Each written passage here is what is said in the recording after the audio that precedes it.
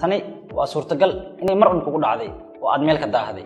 oo ma badhihi karno ma soo daahno waxaana macquul ah markii aad aragtid qof soo daahis badan in isla markiiba aad ku fikirtid inuu yahay qof lazy ah oo noloshiisa ka hooseysa nolosha dadka kale miyaysan mudneen inaan isweydiino dadka maxay u soo daahan mise lazinimada run ah horta dadka qaar maxay u soo daahan maxayse kaga duwan yihiin dadka kale dadka waxay u qaybsamaan laba nooc markii la joogo mawduucan kuwa ka taxadara waqtiga oo goor hore diyaar ku sii ahaada goobtii loogu baahnaay kuwana waa kuwa soo daaha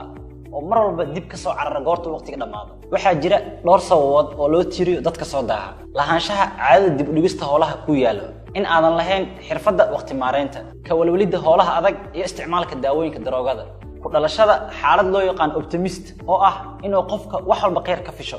asigoo aaminsan in ay waxba dhaafeen oo waqtiga dhibaateynayn nidaameen la'aanta sida dharkii aad xiran lahayd in uusan ku diyaarsaneen iyo wax walba aad qaadan lahayd sidoo kale in aadan aqoonin meeshii aad u socotay iyo waqtiga ay kugu qaadanayso kusoo dhex barbaaridda bulsho caadaysatay soo daahista